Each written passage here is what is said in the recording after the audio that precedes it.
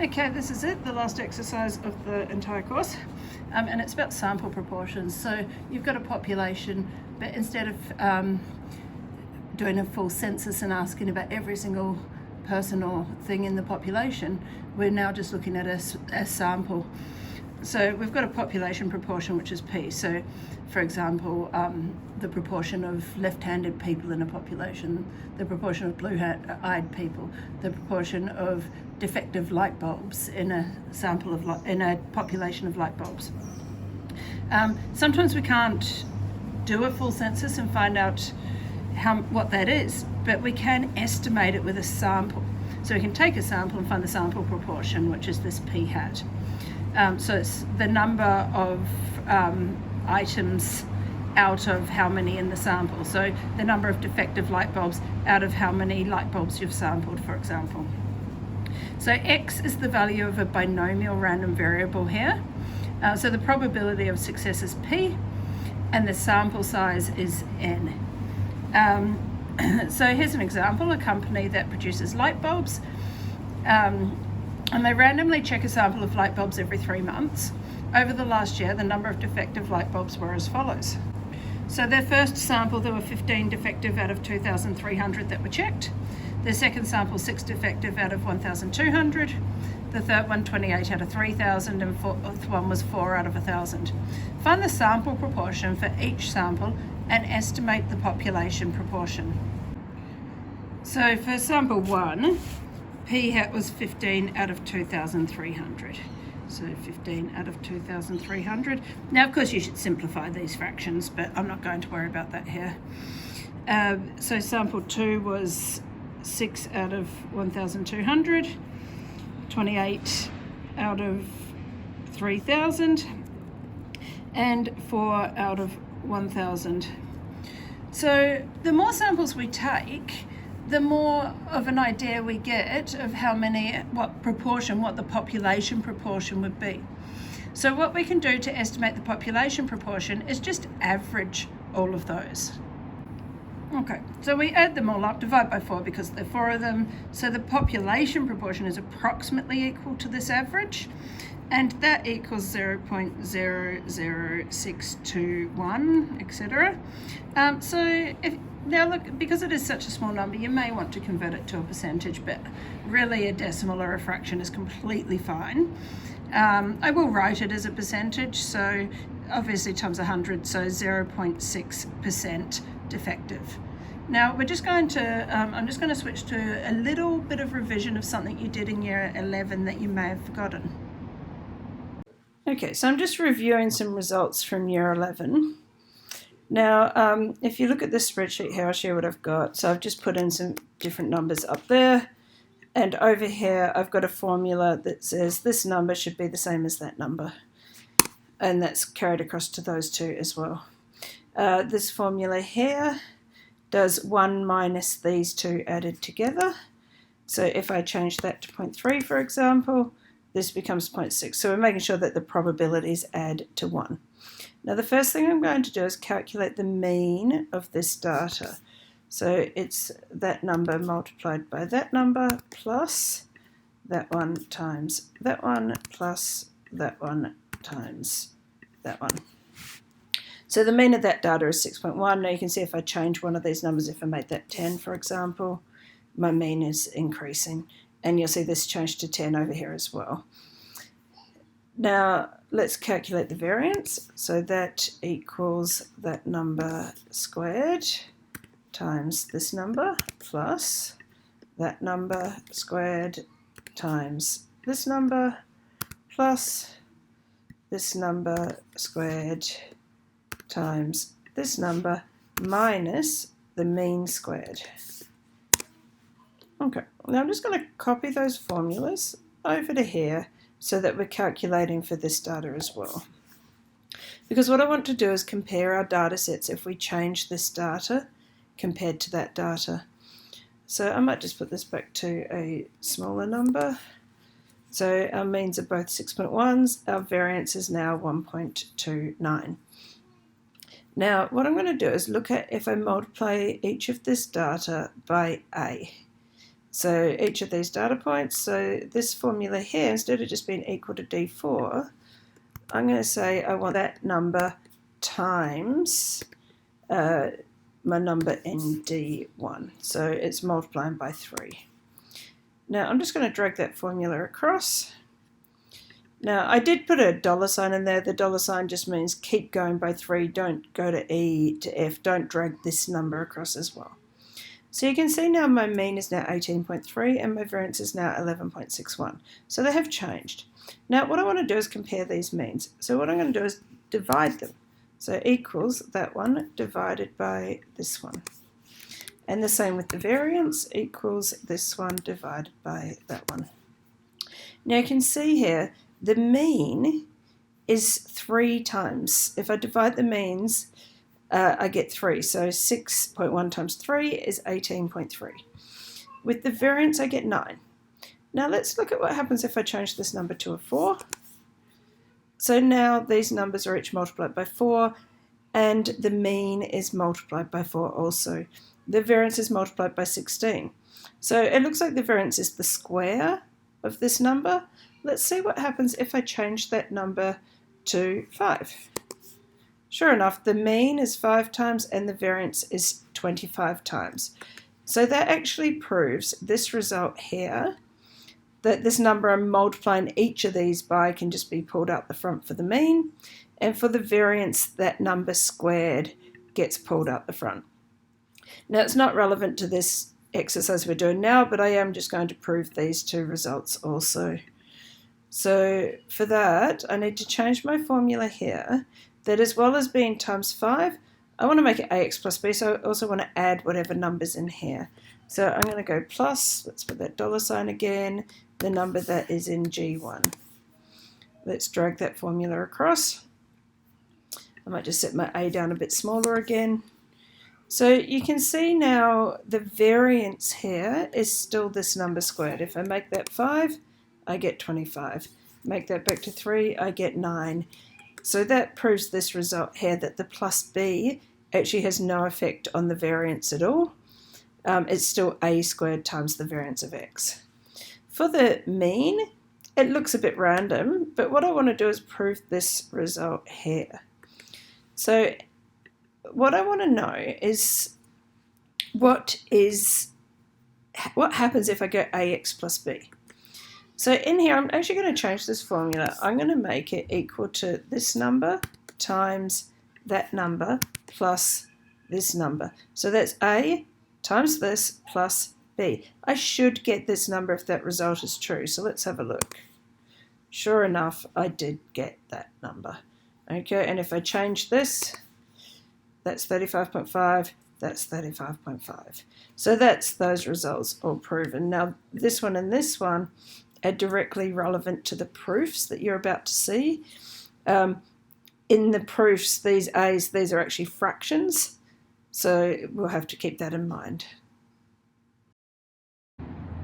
So earlier in this chapter, we looked at the shape of the graph of some binomial distributions, and we saw this skewed shape.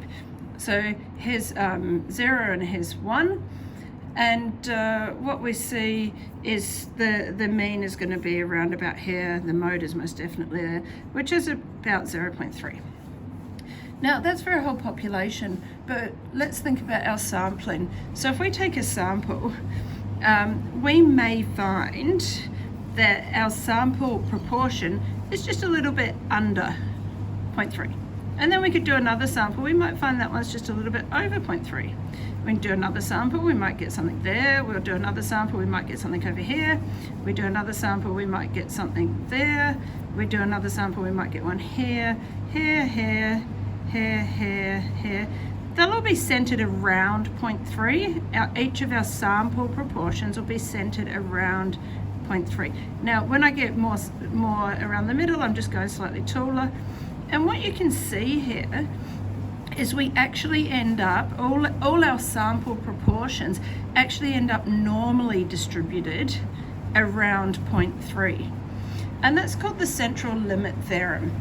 So the central limit theorem is that for large sample sizes, okay, so we've got to take a big sample, the sampling distribution of p hat, so the sample proportions, is approximately normal. We see this normal shape. So even though we have binomial distributions which are discrete, we can actually use the normal distribution to approximate results, which is really handy. So let's have a look at the mean of our sample proportion and the variance of our sample proportion. So we know that X is a binomial distribution. We've got N and P are our variables there. And we know that the mean of X is equal to NP. We know that the variance is N times P times Q, or 1 minus P. We also saw this rule and this rule in the little other part of the video. So let's look at the mean of p hat. So I'm just going to prove that the mean of p hat is equal to the sample proportion. So remember, p hat is equal to x over n. Now, using this rule here, that 1 on n can come out the front. So that's the same as 1 on n times e of x. Now we know what e of x is. We saw that up here, that equals np. So that's 1 on n times np. The n's of course cancel and we get p. So let's look at a similar proof for the variance of p hat. So we know that the variance of p hat is equal to the variance of x on n, because that's what p hat is, x on n. Now that's, we can use this rule and we pull out 1 on n squared. So 1 on n squared out the front times the variance of x. Now the variance of x we've seen is equal to np1 minus p. Of course the n's simplify and we've got p1 minus p over n. So that's the variance of all of those sample proportions. So in terms of this, we get the mean about the same, but the variance is going to be much smaller, much less spread out. Okay, so we're going to look at a couple of examples. So the first one is find the expected value of p hat and the variance of p hat, so the sample, the mean of the sample and the variance of the sample. Given that x is distributed as a binomial distribution, there are 200 and n is 200, and p, the population proportion, is 0.8. So we know that the mean of p hat is equal to p, which in this case, as I just said, is 0.8. We know that the variance of p hat equals p1 minus p over n, which remember is the variance of the whole population divided by n squared, because the whole population was np1 minus p. So that's 0.8 times 1 minus 0.8, all divided by 200. Now you will get some quite small variances here. So this one is 0.0008. And of course you could square root that to find the standard deviation if you needed to as well. So in this case, the standard deviation is 0.02828, etc. In example 2, it's known that left-handed people make up 11% of a population. So that's our population proportion as a percentage. So 11 out of every 100 people in that population. So part A, how many left-handed people would you expect in a sample of 387 people from this population? Well, that's just going to be 11% of that number. So 11% times 387 gives us 42.57. So approximately 43 people would be expected. So if you take a sample, you should be getting around about 43 people. In part B, we're assuming the sample proportion is approximately normally distributed, which it should be if the samples are big enough. What is the probability that the number of left-handed people in this population is greater than 50? Now, when it says this population, it's talking about this sample population, this 387. I'm not quite sure I worded that question clearly enough, actually. So out of the 387 people. So we're going to use our normal distribution to work that out. So we need to find a z-score.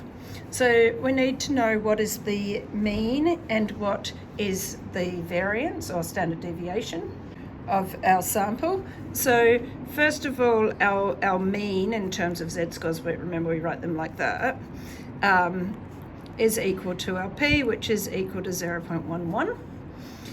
Our variance of our sample, of course, is this formula we've just seen, which is 0.11 times 1 minus 0.11 over our sample size, 387. That's equal to 0.00025, etc. And of course, that's the variance. I'm going to find the standard deviation, which is the square root of that. When I actually put this in my calculator, I will actually do the square root of this here, so I'm using the exact form. But a question may ask you to give it as a decimal to 3 significant figures, for example. I'll just put ... to say that's not being rounded. So once we've got that mean and standard deviation, we can use our z-score formula. Now, remember this one is on the reference sheet, and on the reference sheet it does look like this. Now, in this case, our x is actually this 50 out of that 387. So 50 out of 387, because we do need it to be comparable to this mean. The mean's 0.11. We need it as a decimal, or as a fraction. So that equals 50 out of 387 minus 0.11 divided by the standard deviation. Now remember, I said I did put this in my calculator in exact form. I've just written it rounded there. And that gives me 1.207096. Now remember, we can use our calculator to calculate our probabilities here, or we can use our table.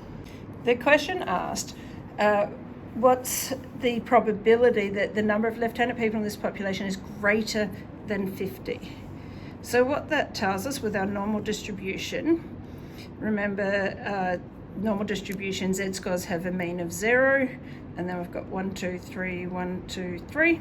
So we're saying 1.2 about here. We want to know this number here. Okay, now remember, that's the same size as this number over here. So the probability that z is greater than 1.21 is equal to 1 minus the probability that z is less than 1.21, because our table and our calculator tend to give us less than. It's also equal to the probability that z is less than negative 1.21. Z-score table, this is page 633 of your textbook, and we're looking for negative 1, 2, 1. So we're looking right here, 0.1131 is the answer. Also quickly revise how to do that in your calculator. So if you go mode and 3 for stat, you can just choose one here, that's fine. Don't think it actually matters which one you're in.